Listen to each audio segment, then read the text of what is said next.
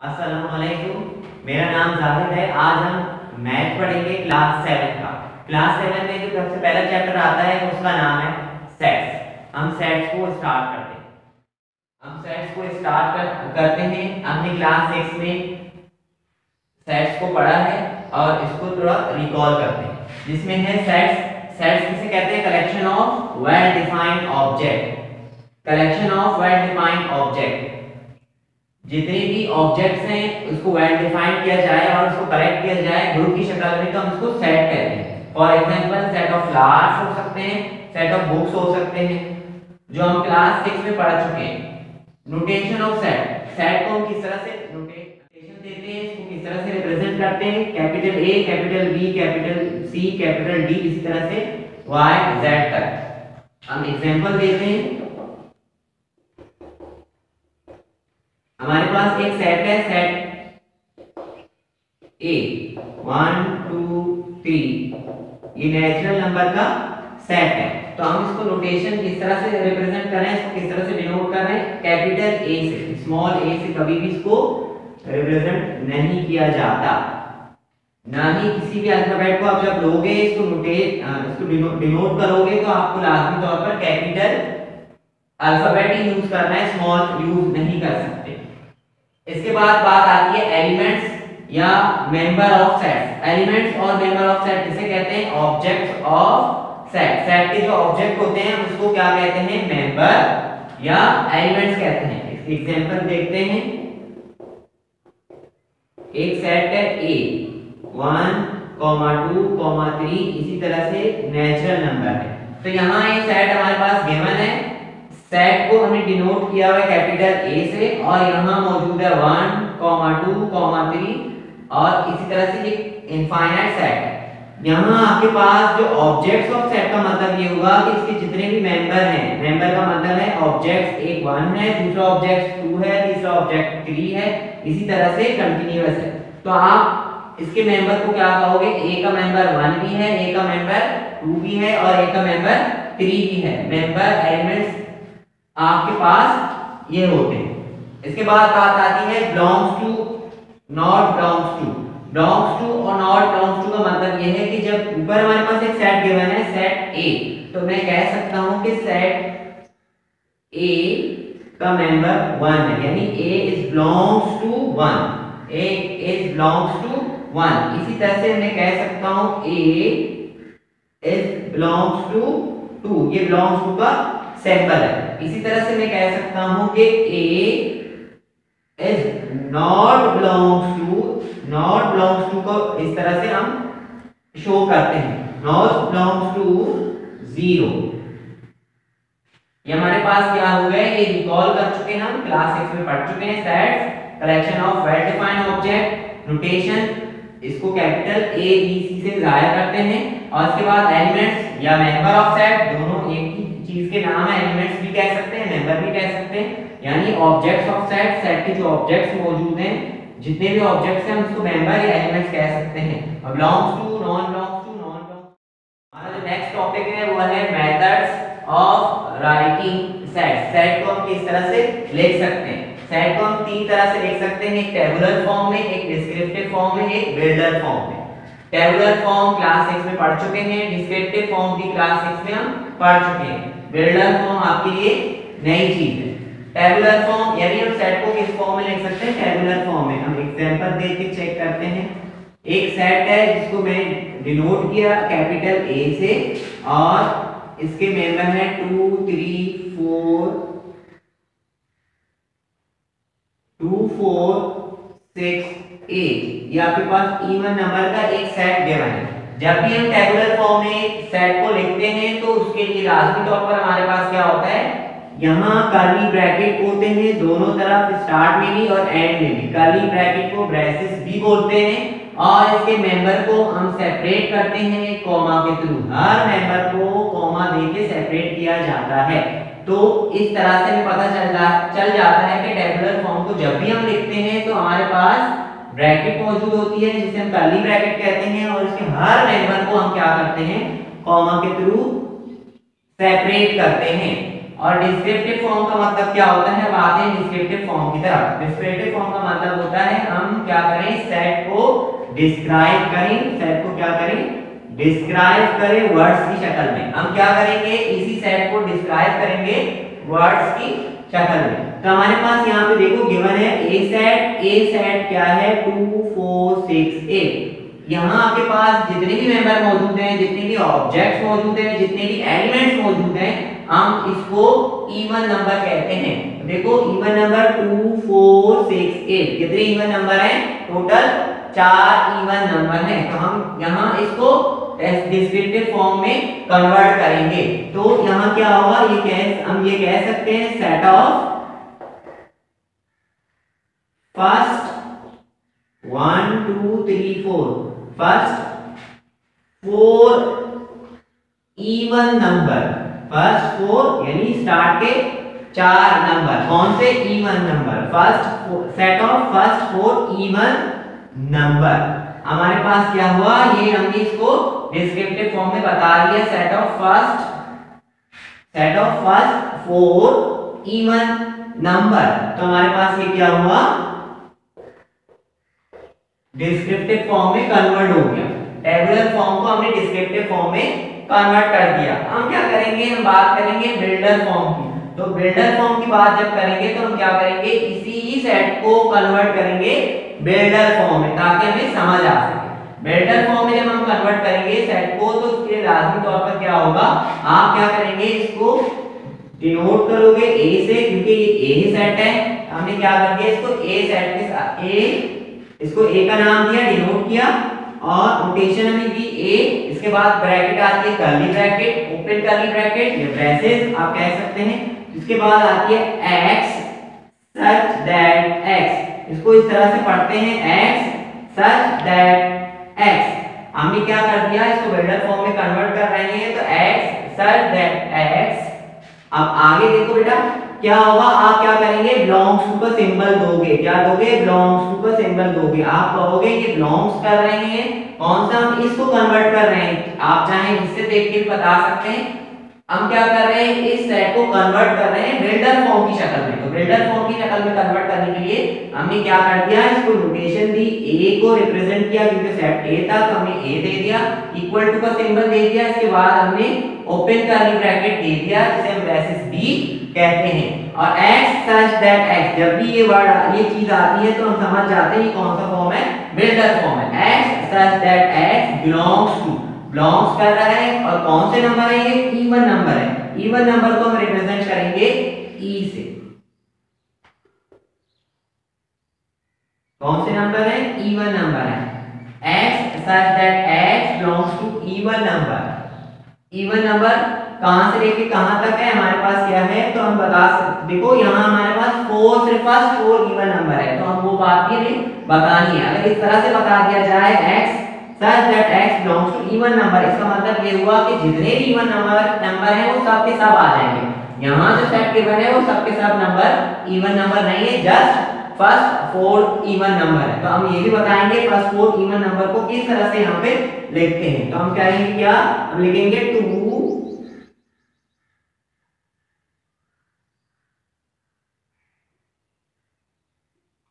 यानी 2 से लेके हमारे पास जो नंबर आ रहे हैं कहां तक, 8 तक आ रहे हैं। कहां से आ रहे हैं, 2 से लेके 8 तक इवन नंबर हमारे पास आ रहे हैं। यानी x such that x belongs to even number 2 up to 8 तक जाना है, यानी 2 4 6 8। आप ये भी कह सकते हैं 2 के बाद 3 आता है, लेकिन आगे यहाँ पे जो पीछे दिया हुआ है क्या दिया हुआ है, इवन नंबर। तो हम समझ जाएंगे इवन नंबर तो 2 होता है, इसके बाद हमारे पास आती है 4, फिर आता है 6, फिर इसके बाद हमारे पास जो है नंबर आखिर वाला कौन सा है, वो 8 है। जब हम ये देंगे तो हमें समझ आ जाएगा कि ये क्या है, हमारे पास एक बिल्डर फॉर्म की शक्ल में ये सेट मौजूद है। एग्जांपल से समझते हैं बिल्डर फॉर्म को। हमने बिल्डर फॉर्म को इस एग्जांपल से समझा है, यानी हमने क्या किया था, टेबुलर फॉर्म को कन्वर्ट किया डिस्क्रिप्टिव फॉर्म में, डिस्क्रिप्टिव फॉर्म को भी कन्वर्ट कर चुके हैं हम बिल्डर फॉर्म में। तो हम क्या करेंगे, बिल्डर फॉर्म में अगर एक और एग्जांपल से समझते हैं। एक सेट हमारे पास गिवन है, सेट ऑफ नेचुरल नंबर। हमारे पास एक सेट गिवन है नेचुरल नंबर का, ये किस फॉर्म में है, ये जो है डिस्क्रिप्टिव फॉर्म में है। आपके पास अगर क्वेश्चन में गिवन हो, डिस्क्रिप्टिव फॉर्म में क्वेश्चन गिवन हो और आपको कहा जाए कि आप इसको बिल्डर फॉर्म में कन्वर्ट करें, तो आप किस तरह से इसको बिल्डर फॉर्म में कन्वर्ट करोगे वो हमें देखना है। हम सीख चुके हैं, एक और एग्जांपल से हम मजीद इसको समझते हैं। हमारे पास यहाँ गिवन है सेट ऑफ नेचुरल नंबर। जब set of natural number given है तो इसको कन्वर्ट करने के लिए आपको क्या करना है, सबसे पहले एक काम करना है कि आप इसको डिनोट करोगे। किससे डिनोट करना है, वो है हम दे रहे हैं बी, लेट्स सपोज कर रहे हैं, आप कुछ भी कह सकते हैं इसको, सेट ऑफ नेचुरल नंबर आप ए भी दे सकते हैं, बी भी दे सकते हैं, सी भी दे सकते हैं, एक्स वाई जी तक जितने भी अल्फाबेट हैं इसमें से कोई एक आप कैपिटल लेटर लेके लिख सकते हैं, इसको डिनोट कर सकते हो। हमने डिनोट कर दिया, इक्वल का सिंबल लगाया, इसके बाद हमारे पास आएगा ओपन ब्रेसेस। हमने क्या कर दिया, ओपन ब्रेसेस दे दिया। अब इसके बाद बात आती है, जब हम बिल्डर फॉर्म की बात कर रहे हैं तो हमारे पास फौरन हम इस बात को यहाँ लिख सकते हैं x such that x। जब भी बिल्डर फॉर्म की बात आती है तो ये आप लिखते हो x such that x belongs कर रहा है किस चीज से, belongs to नेचुरल नंबर, क्योंकि क्वेश्चन में हमारे पास क्या गिवन है, नेचुरल नंबर। नेचुरल नंबर को रिप्रेजेंट करते हैं, डिनोट करते हैं n से। तो हमारे पास ये सेट क्या बना, x such that x belongs to natural number. आगे देखो बेटा, यहां हमने क्या किया था, यहां से क्वेश्चन सॉल्व किया था set of first 4 even number. तो हमने क्या किया था, a is equal to bracket दे दिया था और x सच दैट x लिखने के बाद बिलोंग्स टू का सिंबल दिया। आगे कहा कि कौन से नंबर है, इवन नंबर है। फिर इसके बाद एक और कंडीशन यहां पे आ रही है, वो आ रही है फर्स्ट 4, तो वो हमने यहां इसको डिनोट कर दिया, रिप्रेजेंट कर दिया है। यहां ये बात आपके पास गिवन है सेट ऑफ नेचुरल नंबर, यहां जस्ट नेचुरल नंबर की बात लिखी है, ये नहीं लिखा है कि आपको कितने लिखने हैं। तो हम इसको क्या बताएंगे, x such that x belongs to natural number. यहां तक ये क्वेश्चन कंप्लीट हो जाता है, क्योंकि इसमें ये कंडीशन गिवन ही नहीं है कि हम किस तरह से कहेंगे कि एक नंबर कहां से स्टार्ट हो रहा है और कहां तक खत्म हो रहा है। यहां पे इस तरह की चीजें नहीं है। अब हम और क्वेश्चन मजीद सॉल्व करते हैं, एग्जांपल देते हैं। देखो हमने टेबुलर फॉर्म को समझा है, अब बात करेंगे टेबुलर फॉर्म की। टेबुलर फॉर्म में किस तरह से हम कन्वर्ट करें क्वेश्चन को, पहले हम देखते हैं क्वेश्चन किस फॉर्म में गिवन है। ये सेट है तो सेट फर्स्ट फॉर्म में गिवन है, इसको चेक करते हैं। सेट ऑफ नेचुरल नंबर कह रहा है, set of natural number less than 12 तक नेचुरल नंबर। ये हमारे पास किस फॉर्म में गिवन है, ये डिस्क्रिप्टिव फॉर्म में गिवन है। और इसी तरह से दूसरा क्वेश्चन हमारे पास है set of even number up to 20, set of even number up to 20, ये किस फॉर्म में गिवन है, ये भी डिस्क्रिप्टिव फॉर्म में गिवन है। हम इसको कन्वर्ट करेंगे बिल्डर फॉर्म, टेबुलर फॉर्म में। हम इसको कन्वर्ट करेंगे किसमें, टेबुलर फॉर्म में। हम बिल्डर फॉर्म में भी कन्वर्ट कर सकते हैं, हम इसको टेबुलर फॉर्म में कन्वर्ट करेंगे। हमने क्या कर दिया, इसको a कह दिया, ये a है, यानी इसको हमने डिनोट कर दिया कैपिटल A से और ब्रैकेट आएगी। इसके बाद हम देखेंगे set of natural number, natural number का सेट। नेचुरल नंबर कहां से स्टार्ट होते हैं, 1 से, 1, 2, 3, 4। कहां तक जाना है, यहां लिखा हुआ है लेस देन 12। इसके बाद बात आती है 4 के बाद कॉमा 5, 6, 7, 8, 9, 10, 11, 12। क्या 12 लिख सकता हूं, नहीं, क्योंकि लेस देन 12 तक हमें लेस देन 12 तक इसको लेके जाना है। तो लेस देन 12 का मतलब है कि 12 से छोटा, 12 से जो छोटा नंबर है हमारे पास वो कौन सा है, वो 11 है। तो हमारे पास ये क्या बना, ये बना टेबुलर फॉर्म में। हमने क्या कर दिया, डिस्क्रिप्टिव फॉर्म को टेबुलर फॉर्म में कन्वर्ट कर दिया। नेक्स्ट क्वेश्चन हमारे पास है set of even number up to 20। हम इसको भी कन्वर्ट करते हैं। लेट्स सपोज हमने इसको b का नाम दिया, b से डिनोट कर दिया और ब्रैकेट दे दिया, open bracket. Set of even number up to 20, b is equal to open bracket और इवन नंबर कहां से स्टार्ट होते हैं, इवन नंबर 2 से स्टार्ट होते हैं। 2, 4, 6, 8, कहां तक जाना है, हमें अप टू 20 तक जाना है। तो 6, 8 के बाद बात आती है 10 की, 10, फिर 12, फिर 14, फिर हमारे पास आता है 16 के बाद 18 के बाद 20, अप टू 20 तक जाना है। तो हम बता सकते हैं अप टू 20 तक हमारे पास क्या हुआ, ये हो गया बिल्डर फॉर्म में। हमने इसको क्या, सॉरी ये हो गया टेबुलर फॉर्म में। ये हमारे पास b इज इक्वल टू, ये हमारे पास 2 4 6 8 10 12 14 16 18 एंड 20, ये हमारे पास क्या हुआ, ये टेबुलर फॉर्म में कन्वर्ट हो गया। टेबुलर फॉर्म में जब भी क्वेश्चन को लिखते हैं तो इसको डिनोट करते हैं किसी भी अल्फाबेट के साथ, और ब्रेसेस हमारे पास गिवन होते हैं। ब्रेसेस के बाद जितने भी इसके ऑब्जेक्ट्स, मेंबर या एलिमेंट्स होते हैं हम इसको सेपरेट करते हैं कॉमा के जरिए। अब हम बात करेंगे टाइप्स ऑफ सेट्स की। टाइप्स ऑफ सेट्स में हमारे पास क्या गिवन है, फाइनाइट सेट और इनफाइनाइट सेट। फाइनाइट सेट और इनफाइनाइट सेट आप क्लास 6 में भी पढ़ चुके हैं, हम दोबारा से इसको रिकॉल करेंगे। फाइनाइट सेट का मतलब होता है सेट्स में मौजूद उसके जितने भी मेंबर हैं हम उनको क्या कर सकते हैं, काउंट कर सकते हैं। और इनफाइनाइट सेट का मतलब ये होता है उसके मेंबर, यानी कोई भी सेट आपको गिवन हो, किसी भी फॉर्म में गिवन हो, और इसके जितने भी एलिमेंट्स हैं हम उसको काउंट नहीं कर सकते हैं, उस तरह के सेट को हम कहते हैं इनफाइनाइट सेट। यानी वो सेट जो आपके पास काउंटेबल हो, काउंटेबल ऑफ एलिमेंट्स या मेंबर्स, यानी काउंट आप कर सकते हैं इसके मेंबर्स को भी और इसके एलिमेंट्स को भी, दोनों एक ही चीज के नाम। इनफाइनाइट सेट हमारे पास क्या है, इनफाइनाइट सेट हमारे पास अनकाउंटेबल है, अनकाउंटेबल ऑफ एलिमेंट्स और मेंबर्स। एग्जांपल से समझते हैं। एक सेट हमारे पास गिवन है a इज इक्वल टू 0 1 2 3 4। हमारे पास एक सेट गिवन है होल नंबर का, ये होल नंबर में गिवन है तो हम इसको w से ही रिप्रेजेंट कर देते हैं।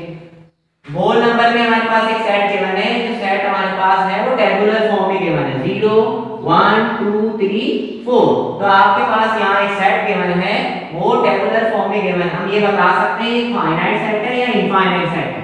पहले हम देखते हैं कि फाइनाइट है तो कैसे पता चलेगा फाइनाइट है, तो हम उसके मेंबर को क्या काउंट कर सकते हैं, क्या ये काउंटेबल है? जी हाँ, ये काउंटेबल है। इसका मतलब ये हुआ कि हम बता सकते हैं ये सेट हमारे पास कौन सा है, फाइनाइट सेट है। क्यों फाइनाइट सेट है? क्योंकि हम उसके जितने भी एलिमेंट्स हैं, जितने भी मेंबर्स हैं, हम उसको काउंट कर सकते हैं। इनफाइनाइट सेट का मतलब क्या होता है, अनकाउंटेबल। हम क्या करेंगे, अनकाउंटेबल वाला एक सेट एग्जांपल देखते हैं, समझते हैं। w इज इक्वल टू 1 2 0 1 2 3, इसी तरह से dot dot dot dot dot का मतलब ये हुआ ये सेट क्या है, इनफाइनाइट है। मतलब ये हुआ हम ये नहीं बता सकते कि इसमें कितने मेंबर मौजूद हैं। अगर हम बता सकते तो हम कहते ये फाइनाइट सेट है। हम नहीं बता सकते क्योंकि 3 के बाद 4 आता है, 4 के बाद 5, 5 के बाद 6, और इसी तरह से ये सेट कंटीन्यूअस है। तो ये कौन सा सेट हुआ, इनफाइनाइट सेट हुआ। हमें पता चला कि फाइनाइट सेट और इनफाइनाइट सेट को कैसे हम बता सकते हैं। फाइनाइट सेट को बताने के लिए हम उसके मेंबर को काउंट कर सकते हैं, काउंटेबल ऑफ एलिमेंट्स हैं, और उसके एलिमेंट्स काउंट नहीं हो सकते, अनकाउंटेबल ऑफ एलिमेंट्स। मजीद एग्जांपल से समझते हैं फाइनाइट सेट को और इनफाइनाइट सेट को। हमारे पास सेट गिवन है सेट ऑफ इवन नंबर्स, दूसरा सेट गिवन है set of odd numbers less than 9। इसी तरह से सेट A गिवन है 2 4 और सेट B गिवन है हमारे पास x such that x belongs to odd number W। Set of even number यहाँ गिवन है सेट ऑफ इवन नंबर। आपको बताना है ये फाइनाइट सेट है या इनफाइनाइट सेट है। सेट ऑफ इवन नंबर, यहाँ आपके पास इवन नंबर आपको क्या काउंट आप कर सकते हो, बिल्कुल नहीं, अनकाउंटेबल है। हमें नहीं पता कहां तक हमें जाना है, तो हम इसको कह सकते हैं ये इनफाइनाइट सेट है। ये कौन सा सेट है, इनफाइनाइट सेट, ये इनफाइनाइट सेट है। इसके बाद हमारे पास बात आती है set of odd number. Set of odd number ये क्या काउंटेबल है, यहां तक अगर हम देख सकते हैं, अगर यहां तक देखें तो ये इनफाइनाइट है। लेकिन आगे क्या है, लेस देन 9, नहीं 9 से छोटा। इसका मतलब है 9 से छोटे जितने भी नंबर हैं ऑड नंबर हम इसको बता सकते हैं। ऑड नंबर कौन से होते हैं, वो नंबर जो 2 के टेबल में नहीं आते। मतलब हमारे पास है 1, इसके बाद बात आती है 3, ये है हमारे पास 1, 3 5 7 और 8 तो इवन नंबर है, लेस देन 9 तक जाना है। तो इसका मतलब ये सेट के नंबर हम इसके मेंबर्स हम बता सकते हैं। इसके मेंबर कितने हैं? 4 मेंबर हैं, 1 3 5 7। तो इसका मतलब है ये काउंटेबल है। तो ये कौन सा सेट हुआ? ये फाइनाइट सेट हुआ। कौन सा सेट हुआ? Finite set. इसके बाद बात आती है नेक्स्ट सेट की, जो a इक्वल टू 2 4 से कितने मेंबर हैं? नजर आ रहे हैं, काउंटेबल है, 2 मेंबर है। इसका मतलब है ये कौन सा सेट है? Finite set. Finite set.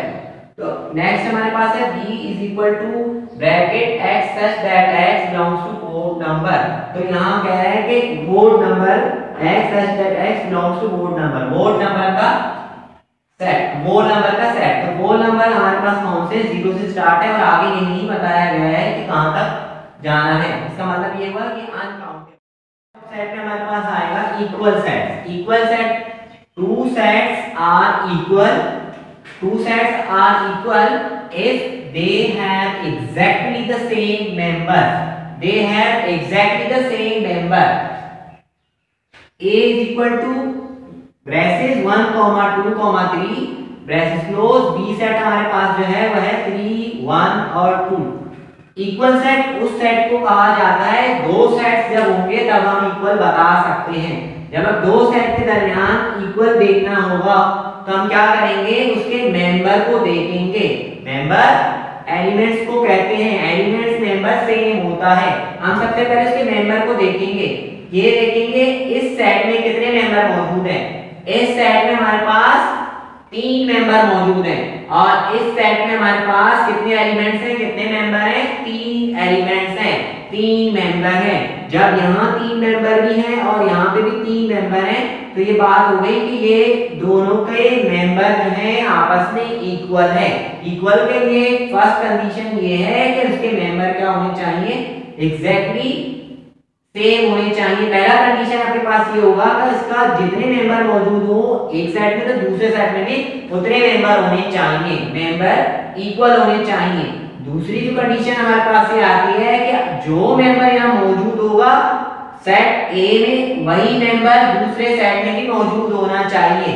पहला शर्त, पहला कंडीशन ये है कि दोनों के एलिमेंट्स, दोनों के मेंबर इक्वल होने चाहिए। जितने यहाँ मौजूद हैं उतने दूसरे सेट में मौजूद होने चाहिए। दूसरी कंडीशन ये है जो मेंबर मौजूद है वही मेंबर वहां पे मौजूद होना चाहिए। ये दोनों कंडीशन यहाँ पे सेटिस्फाई हो रहे हैं तो हम कह सकते हैं ये दोनों इक्वल सेट हैं। इक्विवेलेंट सेट की बात करते हैं। इक्विवेलेंट सेट कौन सा सेट होता है? टू सेट्स आर इक्विवेलेंट, दो सेट्स इक्विवेलेंट हैं if the members of both sets are equal। जो दोनों सेट्स के क्या होने चाहिए? मेंबर इक्वल होने चाहिए। a is equal to 1, 2, 3, b is equal to a, b, c। इसी तरह से जिस तरह से हमने देखा इक्वल सेट में मेंबर हमने सबसे पहले काउंट किए, हम इसी तरह से इक्विवेलेंट का भी, इक्विवेलेंट सेट्स का भी पहले मेंबर को काउंट करेंगे। सेट ए में कितने मेंबर हैं? 1, 2, 3। सेट बी में कितने मेंबर हैं? 1, 2, 3। इसका मतलब ये हुआ कि ए सेट में जितने मेंबर हैं बी सेट में भी उतने मेंबर मौजूद हैं। यहाँ पे 3 मेंबर हैं, दूसरे सेट में भी 3 मेंबर हैं, तो हम कहेंगे इक्विवेलेंट सेट है। लेकिन दूसरी कंडीशन जो यहाँ हमने यूज की थी, क्या ये दूसरी कंडीशन यहाँ पे सेटिस्फाई हो रही है?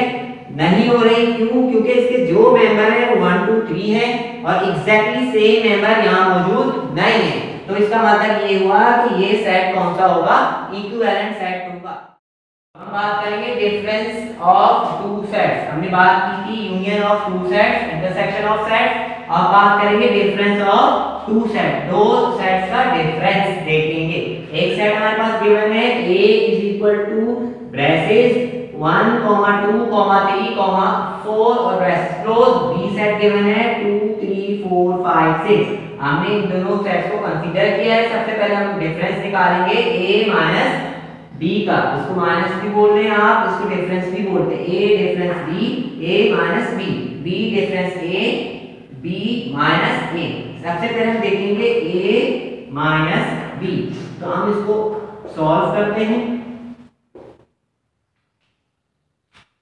a difference b is equal to, a set हमारे पास कौन सा है? 1, 2, 3 4 डी सेट माइनस, इसके बाद आती है बारी डी सेट की 1 2 3 4 5 6। आपके पास एक सेट गिवन है ए जो है 1 2 3 4, दूसरा सेट है उसके मेंबर है 2 3 4 5 6। दोनों सेट को डिफरेंस करना है, इसका डिफरेंस देखना है। डिफरेंस का मतलब यह है कि हम क्या करेंगे, ए सेट का डिफरेंस देखेंगे बी सेट में, यानी ए सेट में जो मेंबर है यहाँ 1 मौजूद है, क्या वहां है, नहीं है, तो हम क्या करेंगे a minus B is equal to 1 को यहाँ लिखेंगे। हम डिफरेंस देख रहे हैं, डिफरेंस होना चाहिए, डिफरेंस का मतलब माइनस होना चाहिए, यानी a से हम माइनस कर रहे हैं b को, तो हम क्या कर रहे हैं, a के जो मेंबर है 1 यहाँ मौजूद है, वहां नहीं है, तो हमने क्या कर दिया, इसको लिख दिया। 2 एलिमेंट्स 2 मेंबर जो मौजूद है a सेट में और वो भी b सेट में मौजूद है, इसको क्या करेंगे, कैंसिल आउट करेंगे, क्योंकि ये डिफरेंस हो गया, माइनस हो गया। 3 यहाँ मौजूद है और वहां पे भी 3 मौजूद है, तो हमने क्या कर दिया, 3 को भी कैंसिल आउट कर दिया। 3 मेंबर ए में भी मौजूद है, 3 का एलिमेंट्स जो है बी में मौजूद है, हमने दोनों को कैंसिल करवा दिया। 4 यहाँ मौजूद है, ए के एलिमेंट्स में मौजूद है 4, क्या वहां 4 मौजूद है, जी बिल्कुल, 4 का एलिमेंट्स भी क्या हो गया, कैंसिल हो गया। हमने क्या देखा कि a को हमने माइनस किया b से, तो a के जितने भी मेंबर हैं वो सब कैंसिल आउट हो गए, सिर्फ बचा 1, तो आपने देखा कि यहाँ 1 बचा और यहाँ आपके पास क्या बचा हुआ है, b में 5 और 6। हम क्या करेंगे, 5 और 6 को यहाँ नहीं लिखेंगे, जस्ट 1 को लिखेंगे। क्यों, क्योंकि हम क्या कर रहे हैं, a को डिफरेंस कर रहे हैं b से, यानी a में जितने भी मेंबर बचेंगे, जितने भी डिफरेंस बच जाएंगे, हम उसी को ही सिर्फ लिखेंगे, हमें b से कोई मतलब नहीं है। b के जितने भी मेंबर हैं वो कैंसिल आउट हो गए, जो बच गए उसको नहीं लिखना। इसके बाद बात आती है b को माइनस करेंगे a से। हम देखते हैं दूसरा सेट b को माइनस करेंगे a से, तो हमें क्या करना है, a माइनस b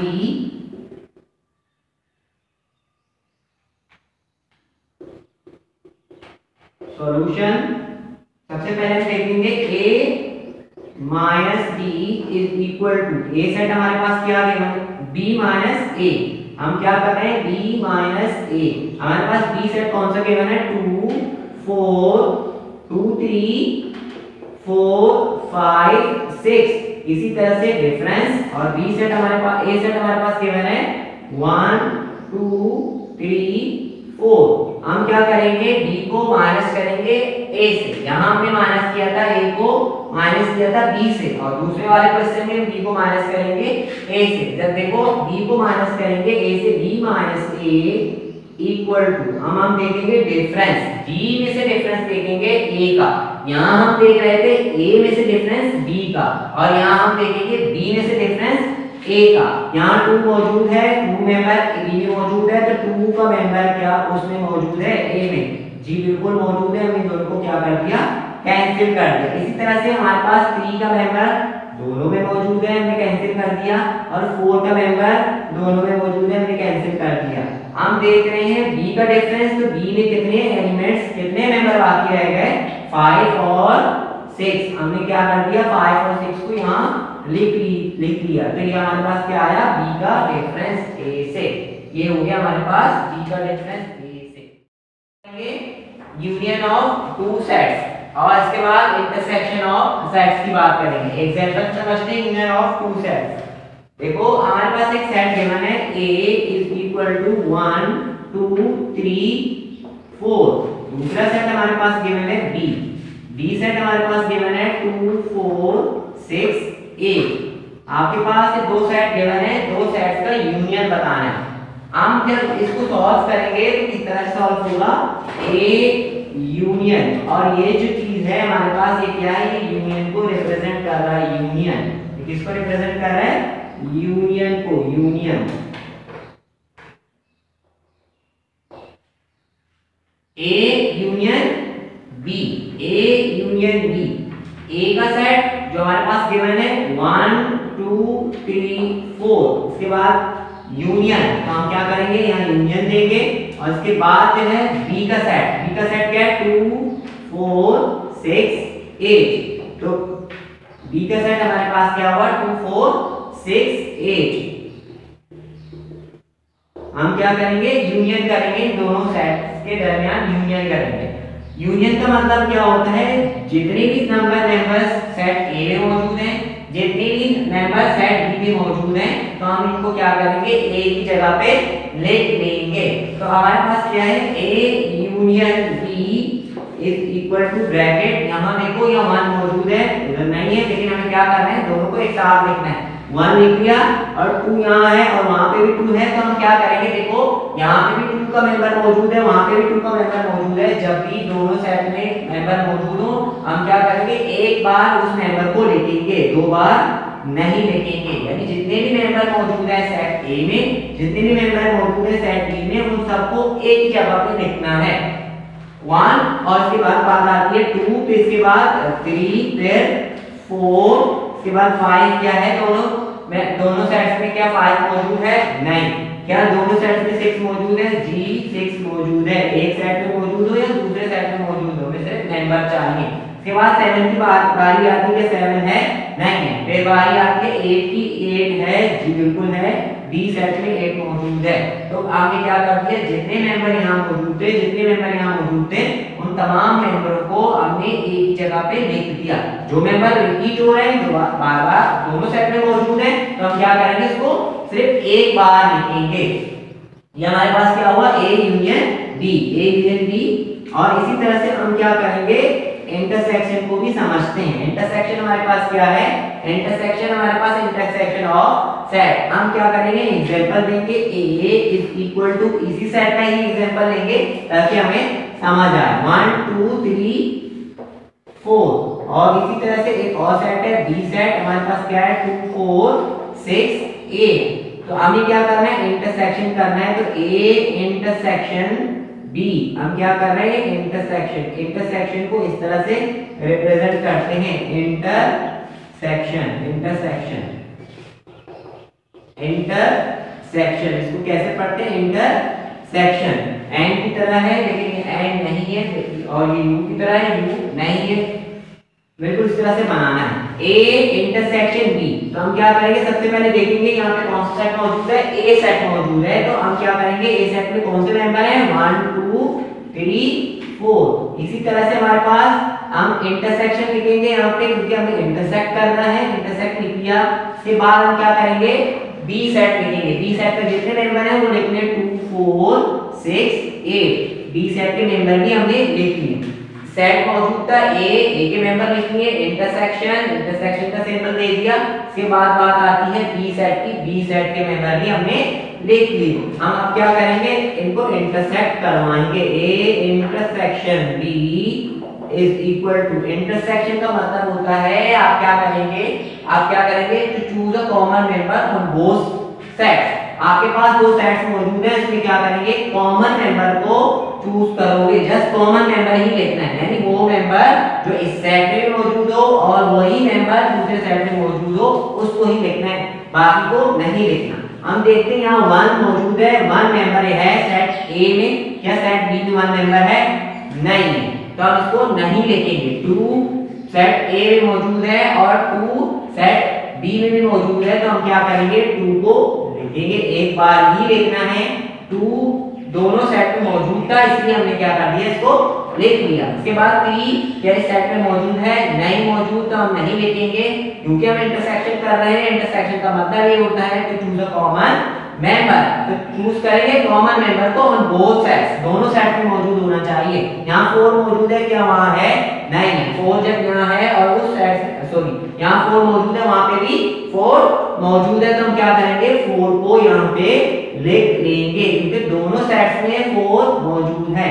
6 यहाँ है लेकिन इस सेट में नहीं है, 8 यहाँ है और इस सेट में नहीं है। हम वो तमाम मेंबर हमने लिखे हैं जो दोनों सेट में मौजूद हो। जब दोनों सेट में मौजूद होंगे तो हम बता सकते हैं कि ये क्या हुआ, हमारे पास इंटरसेक्शन हुआ। इंटरसेक्शन का मतलब होता है choose a common member on both sets, दोनों सेट में जितने भी मेंबर मौजूद होंगे उसको एक बार आप लिख लोगे, वो कहलाएगा इंटरसेक्शन।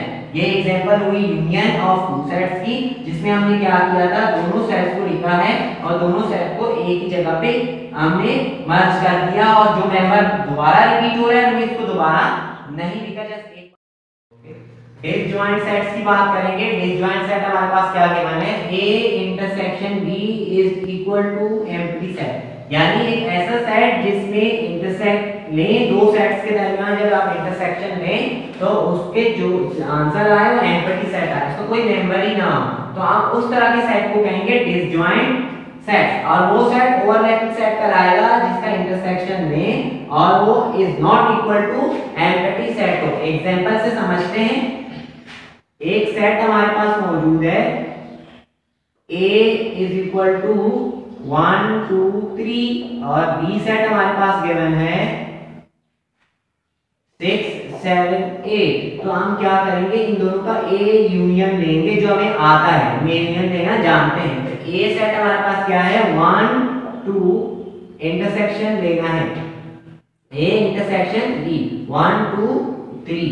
इसके बाद इंटरसेक्शन B सेट हमारे पास 6 7 8 गिवन है। जब हम दोनों का इंटरसेक्शन लेंगे तो देखेंगे to choose a common member check करेंगे। तो to choose a common member 1 क्या वहां मौजूद है, नहीं है। 2 वहां मौजूद है, नहीं है। 3 मौजूद है उस सेट में, नहीं है। इसका मतलब ये हुआ ये एम्प्टी सेट हुआ।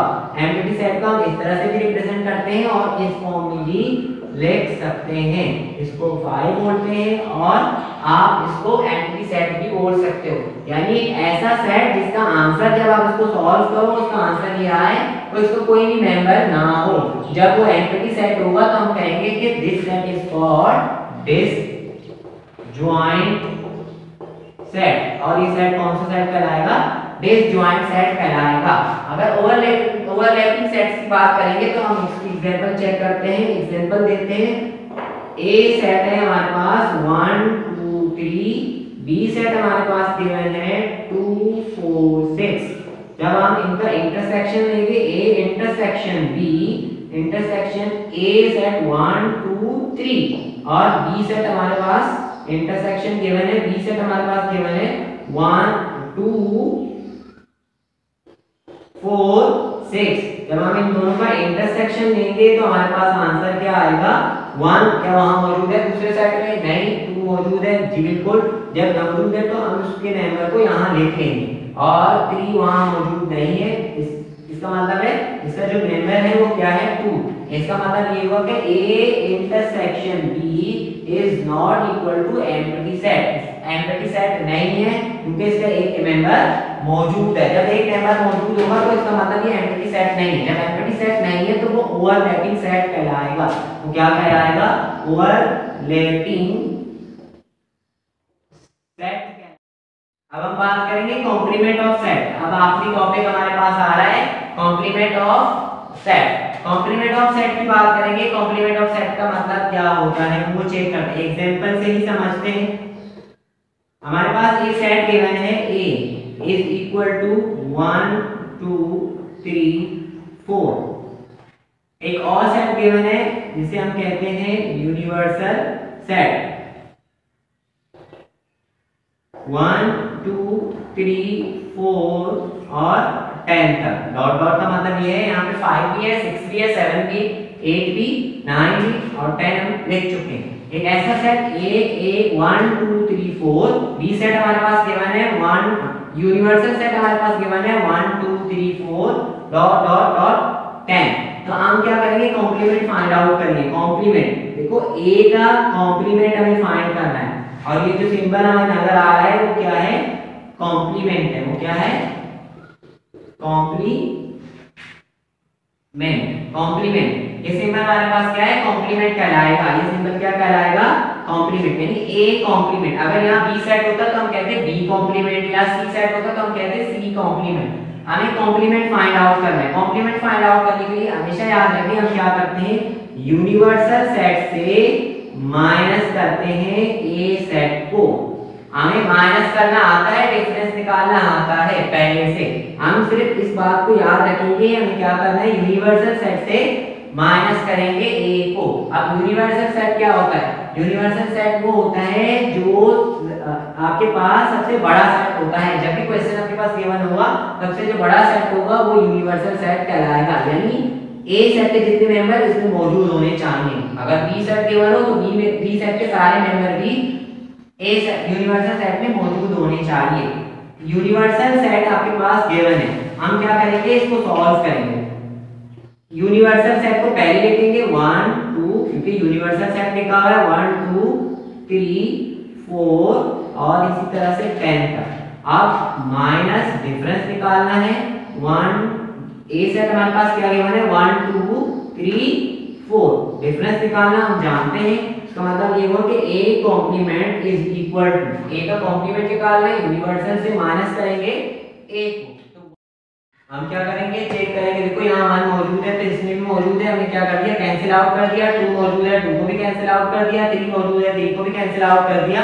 और 4 मौजूद है तो 4 को भी हम क्या करेंगे कैंसिल आउट कर देंगे। जब हमने कैंसिल कर दिया, बाकी इस सेट में यूनिवर्सल सेट में जितने भी मेंबर या एलिमेंट्स बच जाते हैं हम इनको क्या करेंगे यहाँ लिख लेंगे। यहाँ आएगा 5 6 7 8 9 और 10। तो आपके पास ये क्या हुआ, a कॉम्प्लीमेंट आपके पास क्या आया 5 6 7 8 9 10, ये रहा आपका कॉम्प्लीमेंट। कॉम्प्लीमेंट भी उसी तरह से डिफरेंस की तरह सॉल्व होता है, लेकिन यहाँ आप क्या करते हो हमेशा यूनिवर्सल सेट से ही माइनस करोगे गिवन सेट को।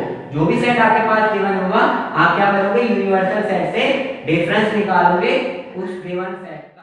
अब हम आपको असाइनमेंट देते हैं। असाइनमेंट आपको क्या करना है, जितना कुछ हम पढ़ चुके हैं सेट्स के हवाले से वो सारा कुछ आपको काम करना है। इसमें आपके पास एक्सरसाइज नंबर 1.1 है, पेज नंबर 3। पेज नंबर 3 में एक्सरसाइज 1.1 में जितने क्वेश्चन आपको गिवन है वो सब आपको सॉल्व करना है। Exercise 1.2 page number 3, page number 3 में जो 1.2 के जितने क्वेश्चन मौजूद हैं वो सब के सब आपको करना है। क्वेश्चन एक्सरसाइज 1.1 एक्सरसाइज 1.2 सब क्वेश्चन करना है। और एक्सरसाइज आपके पास है 1.3, उसका पेज नंबर है 6। पेज नंबर 6 में 1.3 के जितने भी क्वेश्चन है वो सब आपको लाजमी तौर पर करना है।